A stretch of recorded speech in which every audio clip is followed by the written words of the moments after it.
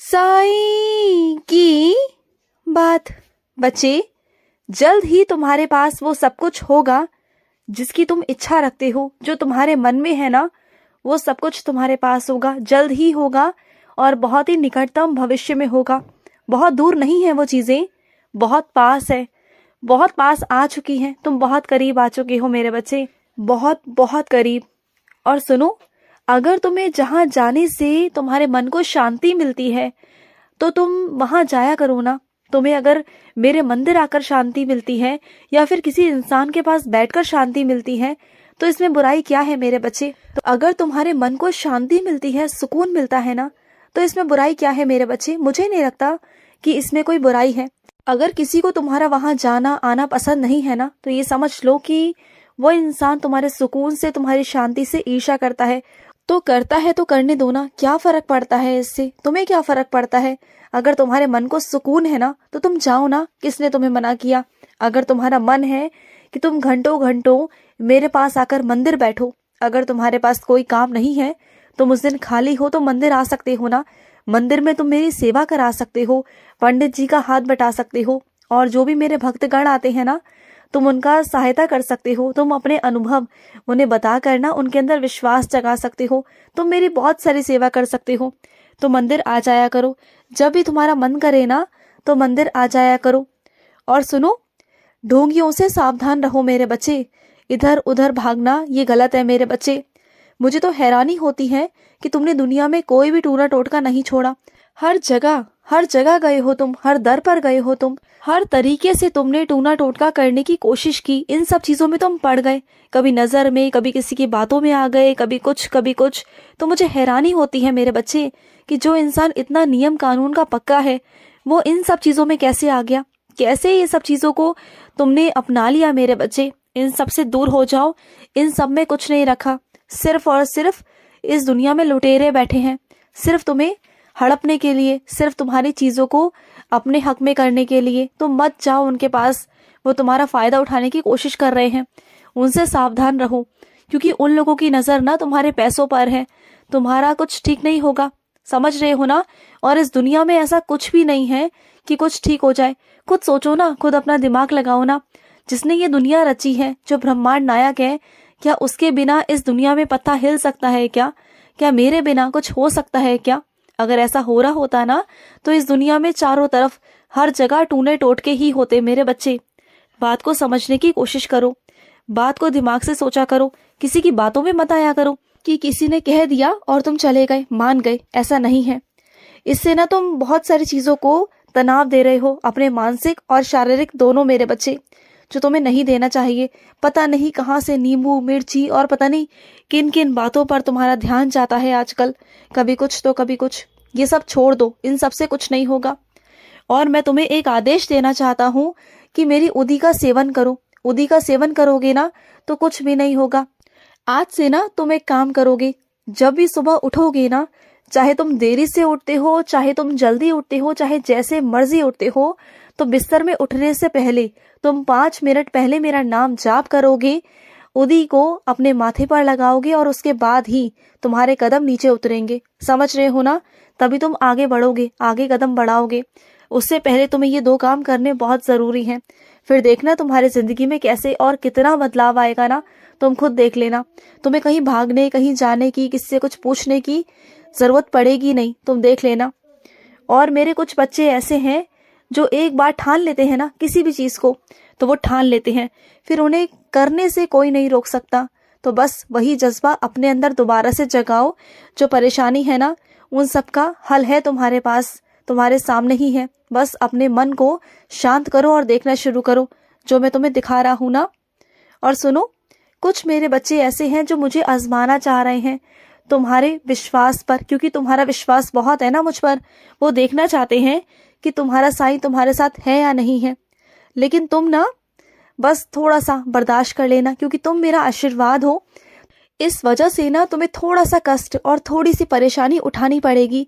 वो इसलिए क्योंकि मैं सामने वाले बंदे को बताना चाहता हूँ कि हाँ, मैं तुम्हारे साथ हूँ और तुम्हें लीला भी दिखा दूंगा मैं। बस थोड़ा सा सहन कर लेना मेरे लिए, क्योंकि सामने वाला जिस तरीके से करना चाहता है ना, वो तुम्हें झुटलाना चाहता है ना कि तुम्हारे साथ साईं नहीं है, तो मैं उसे वही दिखाऊंगा, वही लीला दिखाऊंगा तुम्हारे माध्यम से ही। वो तुम्हारे माध्यम से देखना चाहता है ना, तो ठीक है, फिर तुम्हारे माध्यम से ही दिखाऊंगा। और सुनो, तुम जीवन में जो सुख चाहते हो ना, तुम्हें हर सुख प्राप्त होगा, हर तरह का सुख तुम्हें मिलेगा मेरे बच्चे, सब कुछ मिलेगा। तुम बिल्कुल चिंता मत करो। और जो खुद की चाबी है ना, वो खुद के पास रखा करो, वो किसी और को सौंपा मत करो। अपनी चाबियों का ध्यान खुद से रखा करो, कभी किसी के हाथ में दिया मत करो।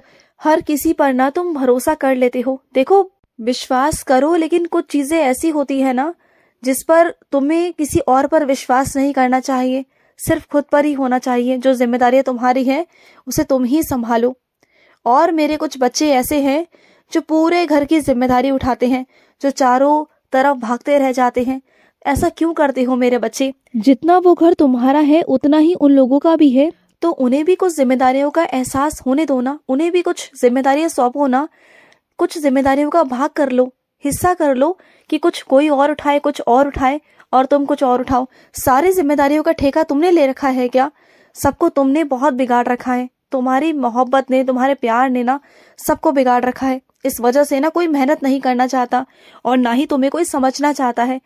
मैं तुमसे पूछता हूँ कि कोई तुम्हारी क्या कदर करता है? कोई तुम्हारी इज्जत करता है? जब तुम बीमार पड़ते हो तो कोई तुम्हें एक गिलास पानी भी पूछता है? नहीं ना। तो फिर सबके लिए करते रहते हो, अपने शरीर को तुमने त्याग रखा है। बिल्कुल हर तरीके से इतना कष्ट उठाते हो, रोज इतना काम करते हो, तुम्हारे शरीर से उतना हो भी नहीं पाता, लेकिन फिर भी करते हो। लेकिन ऐसा मत करो। अगर भविष्य में अपनी जिंदगी को बचाना चाहते हो, भविष्य में चाहते हो कि तुम्हारा शरीर ठीक रहे ना, तो कामों का बंटवारा करो, हिस्सा करो, जिससे कि सब काम करे, सबको काम की कीमत समझ में आए। और अभी से आएगी। उन्हें समझाओ कि तुम कितना काम करते हो, वरना उन्हें लगता है कि तुम कुछ करते नहीं। और सुनो, तुम्हारा अतीत का जो अध्याय था ना, वो अब खत्म हो चुका है। तुम बहुत मुश्किलों से वहां से बाहर निकल कर आए हो।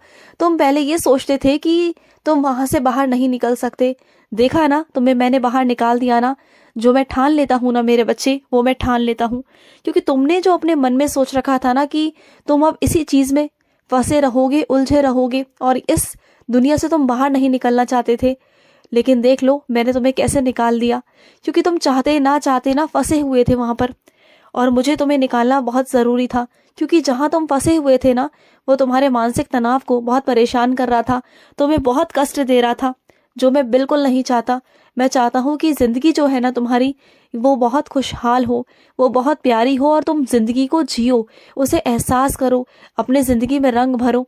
जो ये बेरंग सी जिंदगी कर रखी है ना, इस जिंदगी में रंग भरो और जिंदगी को ना अपने तरीके से जीना शुरू करो, जैसे तुम जीना चाहते थे शुरू से।